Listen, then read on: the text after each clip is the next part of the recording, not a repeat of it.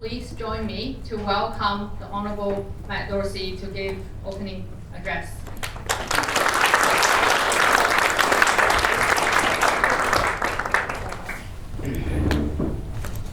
Well, no high expectations, is it? Hey, can I say, and temper those comments quite quickly, that yeah, it's great to be New Zealand's first mental health minister, but clearly giving someone a job title hasn't made any difference in the mental health system overnight. It's what we choose to use this role for in government, and my role plays one part, right, of a wider system. And in fact, what we need is a whole of country response. So that is why it's important that everyone in this room plays their part equally as well. And I'm sure we can collectively make a difference. Niha, namaste, assalamu alaikum, and warm greetings to all Asian communities here today. Tēnā koutou, kia ora, morena, can I acknowledge mana whenua, and just say how brilliant it is when I look out around the room and see so many familiar faces, but also new faces. And a big thank you for everything that most people in this room have done tirelessly, day in, day out, for a long time in this field.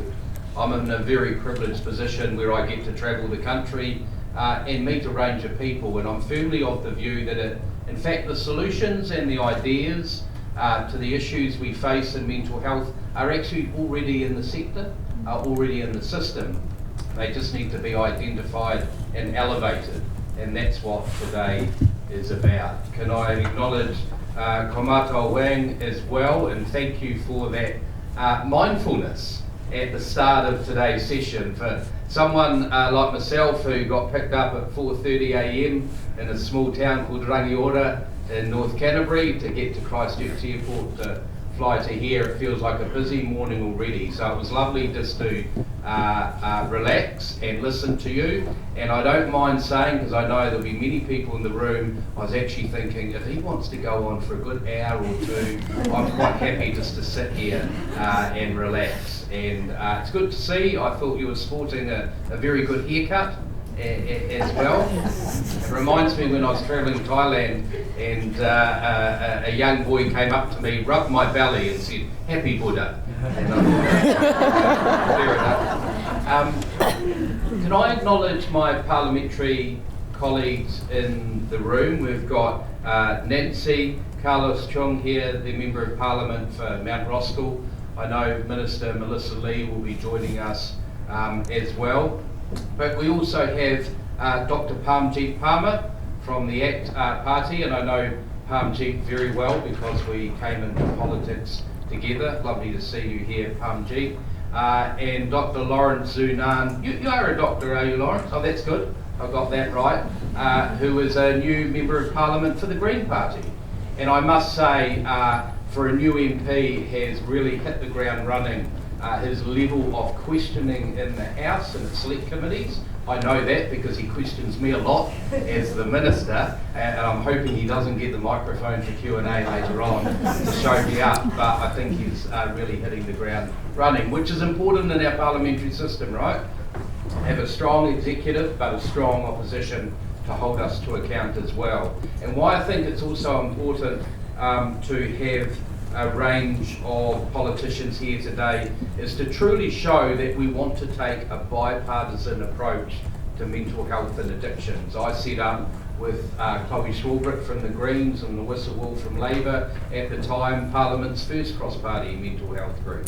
And I firmly believe that New Zealanders want us to take a bipartisan view in this area, to look at long-term policy solutions longer than that 3-year parliamentary cycle, because we are going to have to take short, medium and long-term views on this. Just to acknowledge Fred and Kelly from Asian Family Services, and acknowledge the amazing work you do. And in true tradition of Kelly and Nancy, just to be clear, for those of you who thought you were going to turn up for a day out of work and sit here and just drink some nice coffee and some food and listen, boy, have you got this wrong. You are going to be tasked with work today. We want to see an increased awareness of the issues within our Asian communities around mental health and addiction. We want to really stimulate the collaboration, because when I look around the room and think of the senior people we have here from Health New Zealand, Ministry of Health, the NGO and community sector as well, it's brilliant. We need to really debate the opportunities today as well, and ultimately promote solutions, because what I would like to get is a proposal this afternoon.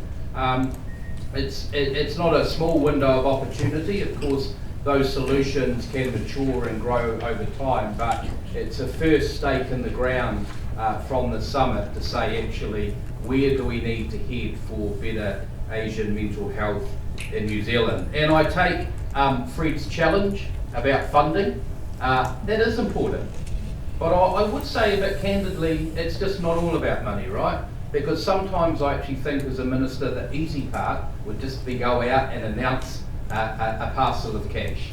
But actually, the issue is how does that money get translated to new support on the ground? And that, I think, has been the difficulty over the last few years around implementation as well. So how do we ensure that we've got the right response? How do we ensure that we can actually implement it? Because workforce, you come up against that pretty quickly. And yes, the question is, how do we resource it? But let's be clear. We spend, well, this year alone, last year we spent $2.4 billion on the mental health and addiction ring-fence funding. This year, after budget 2024, it goes up around 200 million, so it'll be 2.6 billion. So it's incumbent on any government of the day to ensure we are spending that in the right places, to ensure that we get the best outcomes as well, and are really excited with what you are going to come up with. And in some ways today feels like a long time coming, because I did get to meet Kelly in opposition, and this is where we started talking about better mental health within our Asian communities in New Zealand, and maybe what that would look like in a meeting or a forum such as today. So it's brilliant that we've got here, and pretty much the inaugural Asian Mental Health Summit. I think it's quite a landmark, and I'd really be keen to hear your ideas today and the solutions going forward. I am leaving in the middle of the day to go and speak at another event, but I'll be coming back this afternoon to hear what you've formulated and come up with. And what's interesting about the event I'm going to speak about too soon is an event on localism in mental health. And I think this is very interesting, and I'm going to speak to what you're doing today at the next event, because localism is about devolving, funding, but also decision making and delivery at a local level. And I think sometimes in localism we kind of conceptualise it or construct it as a geographic locality.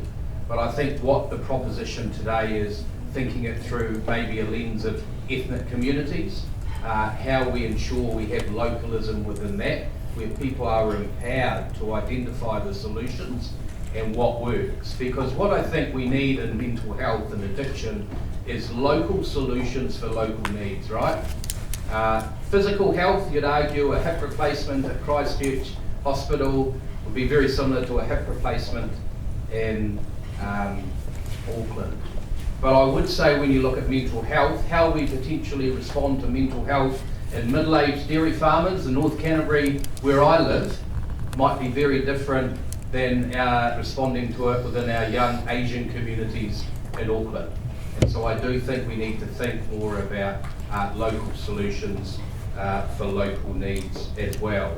And I think it's pretty clear when you look at our Asian communities, they haven't been well served by the mainstream services to date.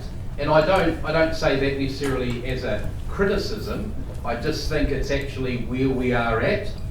And as we develop and we think about local solutions for local needs, it gives us the ability to articulate this and think forward as we go about what would a representative workforce truly look like in New Zealand. So as the first Minister for Mental Health, we've set out very clearly 4 priorities that we're going to be focused on in this coming term. The first one is increasing access to timely support, and many will know the issue in the sector, and the mental health inquiry clearly showed that. The inability for some people to access those services timely. The second priority is growing the workforce. So clearly that's linked to the first one. One of the biggest barriers in New Zealand at the moment in accessing timely support is the workforce vacancy issues we see in our services. The third one is strengthening focus on prevention and early intervention. So that's why we've got to shift the dial to get into that prevention and early intervention rather than waiting for people to get into crisis and come and see us for specialist support. And then the fourth priority is improving the effectiveness of the services. We really want to know what's working and how we can actually direct funding towards areas that are delivering real results. Because it was touched on earlier when it says the 2023 census showed that 17.3% of New Zealand's population now identifies as Asian. And as Fred said, that's projected to grow, and it will grow. So we need to get ahead of that curve and respond to it.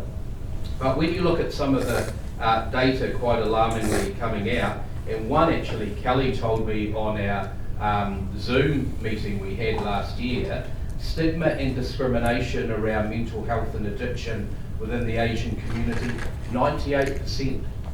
That's staggering. Because I would actually argue more widely in New Zealand, we've done a fairly good job breaking down the barriers of stigma and discrimination. And more people can ask for help, but clearly we need to do a lot better with our Asian communities about understanding how you do break down those barriers of stigma and discrimination as well. And of course it can't stop with breaking the barriers down, because once we get people taking that leap of faith, wanting support, we need to know that culturally appropriate services are there to respond as well, and really thinking about how we lift up lived experience within the Asian communities will be very important. Because I've seen statistics, 44.4% of Asian New Zealanders experience symptoms of depression, rising to 61.3% of those under 30. Asian New Zealanders are 9.5 times more likely to be affected by gambling harm compared to the general population, and only about half of Asian New Zealanders have access to free interpreting, culturally relevant clinical services and translated health responses. And sadly, suicide rates among Asians rose from 5.93 per 100,000 in 2007-8 to 7.63 in 2018-19. So clearly we have a lot to do, which creates a real opportunity.